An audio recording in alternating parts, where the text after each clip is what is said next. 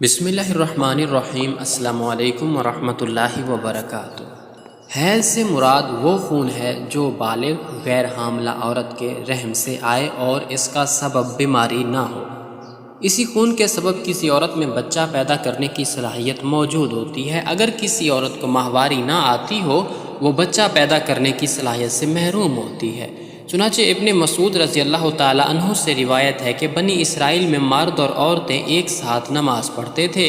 چنانچہ عورت کا یار ہوا کرتا تھا اور وہ لکڑی کا جوتا پہنتی تھی جس سے اونچی ہو جاتی تھی اپنے دوست کو دیکھنے کے لیے، تو اللہ تعالیٰ نے ان پر حیض ڈال دیا۔ یہ روایت حافظ ابن حجر رحمہ اللہ نے فتح الباری میں مختصراً ذکر کی ہے اور اس کی سند کو صحیح قرار دیا ہے، اور اسی روایت کی طرف امام بخاری رحمۃ اللہ نے اشارہ کیا ہے۔ صحیح بخاری میں ہے کہ آپ نے فرمایا بنی اسرائیل میں مرد اور عورتیں ایک ساتھ نماز پڑھتے تھے، چنانچہ عورت مرد کو جھانکتی تھی تو اللہ تعالیٰ نے ان پر حیض ڈال دیا اور ان کو مساجد سے روک دیا۔ حضرت امی عائشہ صدیقہ رضی اللہ تعالی عنہا سے روایت ہے کہ بنی اسرائیل کی عورتوں نے لکڑی کے جوتے بنوائے تاکہ مساجد میں مردوں کو جھانک سکے، چنانچہ اللہ تبارک و تعالی نے ان کے اوپر مساجد حرام کر دی اور ان پر حیض کو مسلط کر دیا۔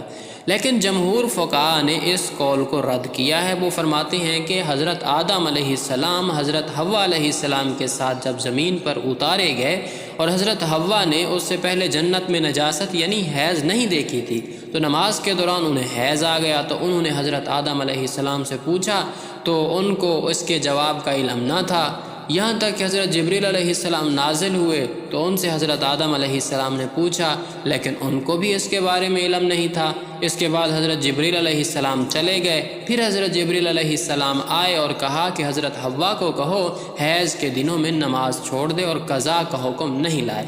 پھر ان کو حیض اس حال میں آیا کہ جب وہ روزے سے تھی، تو انہوں نے اس کے بارے میں حضرت آدم علیہ السلام سے پوچھا تو انہوں نے فرمایا افطار کر لو۔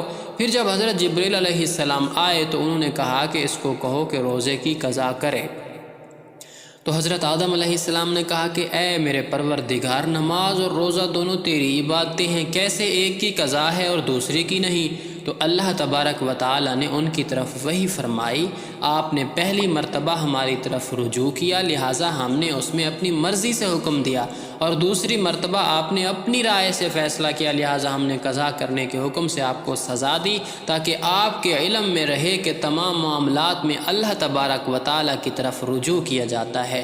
کنز الاعمال میں ہے کہ حضرت عمر رضی اللہ تعالی عنہ سے روایت کیا گیا ہے کہ رسول اللہ صلی اللہ علیہ وآلہ وسلم نے فرمایا مجھے میرے حبیب حضرت جبریل علیہ السلام نے بتایا ہے کہ ان کو اللہ تعالیٰ نے حضرت حوا علیہ السلام کے پاس بھیجا جس وقت انہیں حیض آیا، تو انہوں نے اللہ تعالیٰ کو پکارا اور کہا مجھے ایسا خون آیا ہے جسے میں پہچانتی نہیں ہوں، تو جواب دیا میں تجھے اور تیری اولاد کو خون آلود کروں گا اور میں اسے کفارہ اور طہارت بناؤں گا۔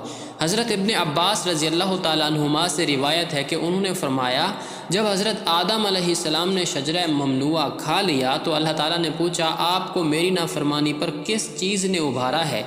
تو عرض کیا کہ میرے لیے اس کو مزین کر کے حضرت حوا علیہ السلام نے پیش کیا تھا، تو اللہ تعالیٰ نے فرمایا میں نے اسے یہ سزا دی ہے کہ سختی کے ساتھ حاملہ ہوگی اور بچہ بھی سختی کے ساتھ جنے گی، اور میں اسے 2 مرتبہ خون آلود کروں گا مہینے میں۔ جب حضرت حوا علیہ السلام نے یہ سنا تو زور سے رونے لگی۔ اللہ تعالیٰ نے فرمایا تو بھی اور تیری بیٹیاں بھی روتی رہیں۔ حافظ ابن حجر رحمہ اللہ نے یہی روایت فتح الباری میں مختصراً ذکر کی ہے۔ قاسم کہتے ہیں کہ میں نے حضرت عائشہ صدیقہ رضی اللہ تعالی عنہا کو یہ کہتے ہوئے سنا کہ ہم حج کے ارادے سے نکلے تھے، پھر ہم جب مقام صرف میں پہنچے تو مجھے حیض آ گیا، میرے پاس رسول اللہ صلی اللہ علیہ وسلم تشریف لائے اور میں رو رہی تھی۔ آپ صلی اللہ علیہ وآلہ وسلم نے پوچھا کیا بات ہے، کیوں رو رہی ہو، کیا حیض آ گیا ہے؟ میں نے کہا جی ہاں۔ آپ صلی اللہ علیہ وسلم نے فرمایا کہ یہ وہ چیز ہے جو اللہ تعالیٰ نے آدم علیہ السلام کی بیٹیوں پر لکھ دی ہے، تم سوائے بیت اللہ کے طواف کے حاجیوں والے سارے کام کرو۔ اور فرماتی ہیں کہ رسول اللہ صلی اللہ علیہ وآلہ وسلم نے اپنی ازواج کی طرف سے ایک گائے ذبح فرمائی۔ ناظرین گرامی، حیض کی ابتدا حضرت حوا سے ہوئی، لیکن حیض کے احکامات بنی اسرائیل کی عورتوں سے شروع ہوئے۔ ان کی شرارتوں کی وجہ سے۔ حیض کی ابتدا تو حضرت حوا سے ہوئی، لیکن اس وقت تکلیف نہیں ہوتی تھی، لیکن یہ جو تکلیف ہوتی ہے حیض کے زمانے میں اور عورت کا حسن و جمال ماند پڑ جاتا ہے اور عورت نچڑ جاتی ہے، یہ صورتحال بنی اسرائیل کی عورتوں سے شروع ہوئی۔ یہاں یہ سوال بھی پیدا ہوتا ہے کہ حضرت حوا علیہ السلام کی غلطی کی سزا دوسری عورتوں کو کیوں دی گئی؟ محقق علماء کرام فرماتے ہیں کہ یہ ایک ظاہری سبب سا ہے۔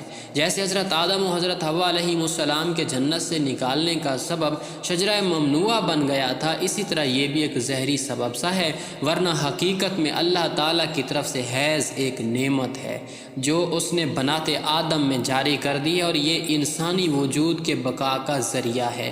چنانچہ جس عورت کو حیض نہ آتا ہو اس کے یہاں اولاد نہیں ہوتی، اسی طرح جس عمر میں حیض بند ہو جائے تو عورت بانجھ بن جاتی ہے۔ اسی طرح جب بچہ ماں کے پیٹ میں ہوتا ہے تو اللہ تعالیٰ اسی حیض کے ذریعے اسے غذا فراہم کرتا ہے جس سے بچے کی بڑھوتری اور نشو و نما ہوتی ہے۔ لہٰذا حیض اللہ تعالیٰ کی طرف سے ایک نعمت ہے جس کا ذریعہ اس طرح بنایا گیا۔ بھلا دیکھو، حضرت آدم علیہ السلام جنت سے نکالے گئے تو ان کی نسل پھیلی اور آپ اور ہم وجود میں آئے، ورنہ نہ نکالے جاتے تو نسل انسانی کہاں پھیلتی؟ اگرچہ اللہ تعالیٰ ہر چیز پر قادر ہے، لیکن اس نے ہر کام ایک نظام کے تحت رکھا ہے۔